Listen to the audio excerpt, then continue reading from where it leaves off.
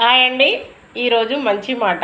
ఎవరిది వారు చూసుకోవచ్చు కదా, ఎవరు ఆరోగ్యం వారు కాపాడుకోవచ్చు కదా.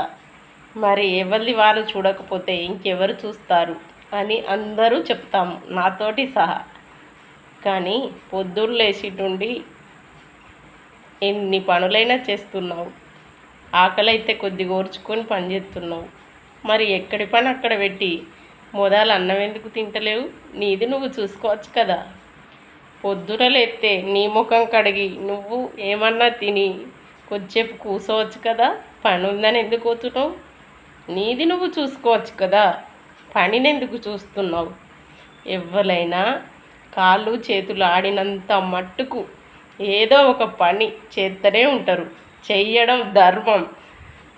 ఎందుకంటే చేయకపోతే ఎవ్వరూ మెచ్చరు, వాళ్ళ మనసు వాళ్ళను కూడా మెచ్చది.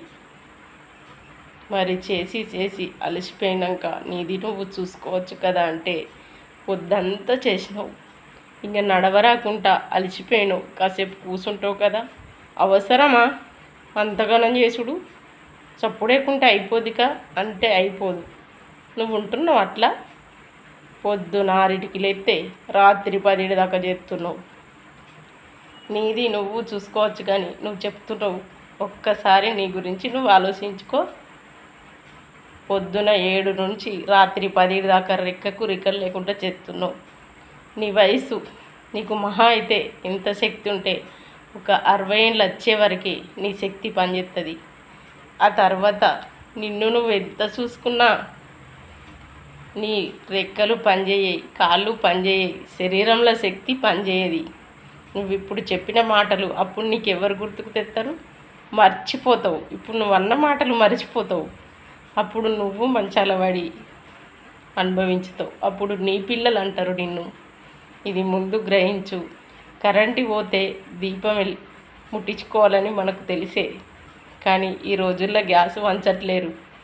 పోయిన కాసేపట్ల ఫోన్ లైట్ పట్టుకొని గడుపుతున్నాం. ఎవరైనా గంతే. మరి లేని గ్యాస్కి ఎక్కడికో పోయి తెచ్చుకుంటలేరు కదా. ఫోన్ లైట్ ఉంది కదా అని ఒడ్డెక్కించుకుంటారు. ఇప్పుడు నీ శక్తి ఉన్నంత మందం నువ్వు చేస్తావు. ఒక్క 4 రోజులు మంచాల వండుకొని చూడు. మీ ఇంట్లో నిన్ను ఏ విధంగా చూస్తారో అప్పుడు నీకు తెలుస్తుంది. నటించి చూడు. కాళ్ళు రెక్కలు పనిచేయకుండా అయినాకనే పడుకునుడు కాదు. ఒక్క 4 రోజులు నటించి చూడు. నీ కుటుంబ సభ్యులు ఎలా ప్రేమ చూపిస్తారో తెలుస్తుంది.